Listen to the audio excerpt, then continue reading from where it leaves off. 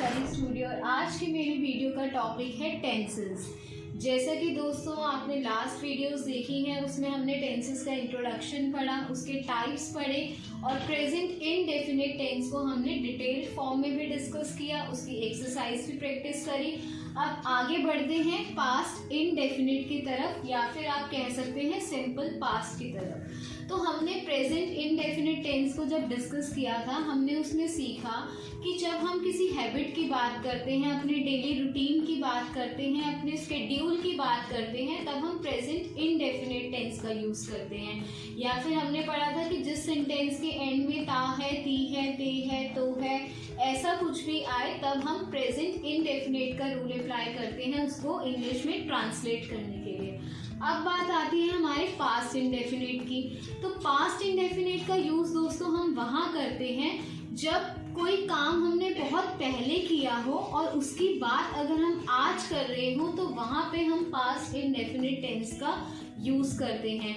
जैसे अगर मैं कहूँ कि इंडिया 1947 में आज़ाद हुई थी, ये काम आज़ादी का बहुत पहले हो चुका है, बट अगर मैं अभी बात कर रही हूँ उसकी, तो वहाँ पे हम पास्ट इनडेफिनिट टेंस का यूज करेंगे।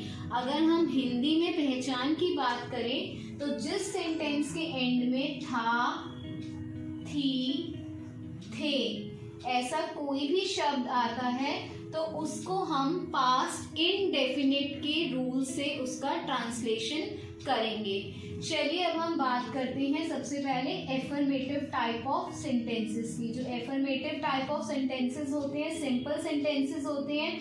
अगर ऐसा कोई वाक्य आपके दिमाग में आए और जिसके एंड में था, थी, थे ऐसा कुछ हो, तो उसको इंग्लिश में कैसे ट्रांसलेट करेंगे। तो सबसे पहले हमने दोस्तों सीखा था, जैसे कि प्रेजेंट इंडेफिनिट की सबसे पहले हम सब्जेक्ट की इंग्लिश कन्वर्ट करते हैं। तो यहाँ पे भी पास्ट में भी कहा कि मेरे टाइप में भी भाई सब्जेक्ट की ही इंग्लिश बनाना।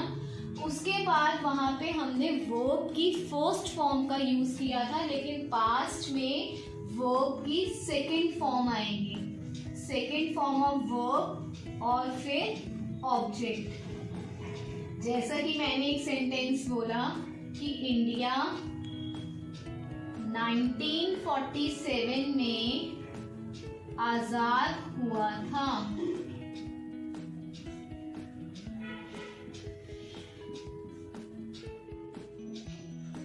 ठीक है, यहाँ पे लास्ट में आ रहा है था, दैट मीन्स ये पास्ट इनडेफिनिट टेंस का सेंटेंस है और इसको हम एफर्मेटिव सेंटेंस है, ये सिंपल सेंटेंस है, तो इसको हम कन्वर्ट करेंगे इस फॉर्मूले से, सब्जेक्ट प्लस वर्ब की सेकंड फॉर्म प्लस ऑब्जेक्ट।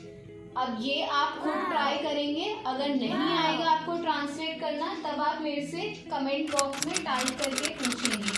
अब बात करते हैं हम नेगेटिव सेंटेंसेस की। अगर पास्ट इनडेफिनिट टेंस में कोई नेगेटिव सेंटेंस दिया हो, कल मैंने एप्पल नहीं खाया था, कल मैंने एप्पल नहीं खाया था, कल मैंने एप्पल नहीं खाया था। अब यहाँ पे दोस्तों देखिए लास्ट में आ रहा है था, दैट मीन्स ये हमारे पास्ट इनडेफिनिट टेंस का है, और नहीं आ रहा है तो मतलब ये नेगेटिव सेंटेंस है। नेगेटिव सेंटेंस जब हम प्रेजेंट इनडेफिनिट में बात करते हैं, तो वहां पे मैंने आपको बताया था कि डू और डज का यूज होता है, और डू या डज पास्ट इंडेफिनिट में कन्वर्ट हो जाता है डिड में, डिड। पास्ट इंडेफिनिट ने अपना हेल्पिंग वर्ब चूज किया, डिड। और एक बात का बहुत ध्यान रखेंगे कि हमेशा हमारे माइंड में ये रहता है कि पास्ट इंडेफिनिट टेंस है, पास्ट टेंस है, तो second form of verb use करना है, बट डिड के साथ we always use first form of verb. Did के साथ हमेशा हम first form of verb use करते हैं। तो इसका रूल क्या बन जाएगा, subject plus did, negative sentence है तो नॉट भी आ जाएगा, नॉट प्लस वर्ब की फर्स्ट फॉर्म प्लस ऑब्जेक्ट। तो एक बार इसको कन्वर्ट कर लेते हैं, कल मैंने एप्पल नहीं खाया था। अब यहाँ पे सबसे पहले हमें सब्जेक्ट ढूंढना है, तो मैंने एप्पल नहीं खाया था, काम मैंने नहीं किया, तो मैं सब्जेक्ट हो गया, मैंने मतलब आई। अब आपको पता ही है डिड का यूज करना है, डिड के बाद यहाँ पे लिखा है नॉट आना है, नॉट। उसके बाद वर्ब की फर्स्ट फॉर्म, तो पहले इस सेंटेंस में वर्ब क्या है हम ये ढूंढेंगे, खाना क्या हो गया, वर्ब। तो आई डिड नॉट ईट, क्या नहीं खाया था, एप्पल। कब नहीं खाया था, कल, तो yesterday. I did not eat Apple yesterday. समझ में आ गया दोस्तों। चलिए बढ़ते हैं अपने इंटेरोगेटिव सेंटेंस की तरफ। ये मैं आपको लास्ट वीडियो में भी बता चुकी हूँ कि नेगेटिव और इंटेरोगेटिव की बहुत ही पक्की दोस्ती है दोस्तों, बहुत पक्की दोस्ती है, इसे आप भूलिएगा नहीं। तो जो हेल्पिंग वर्ड नेगेटिव ने चूज किए हैं, इंटेरोगेटिव ने सोच ही रखा है कि भाई मुझे बच्चों को ज्यादा परेशान नहीं करना है, मैं भी सेम वही लूंगा। प्रेजेंट में भी यही था, प्रेजेंट इंडेफिनिट में, पास्ट इंडेफिनिट में भी यही रूल है कि इंटेरोगेटिव ने भी ये नेगेटिव वाला हेल्पिंग वर्ब ले लिया। तो इसका क्या रूल बन जाएगा, सबसे पहले यहाँ पे हेल्पिंग वर्ब आता है, मतलब सबसे पहले यहाँ पे डिड आएगा, डिड। उसके बाद सब्जेक्ट,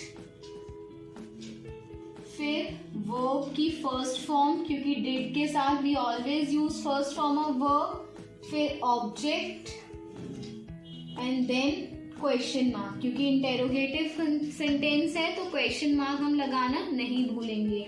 इसी सेंटेंस को हम इंटेरोगेटिव में कन्वर्ट कर लेते हैं, क्या कल तुमने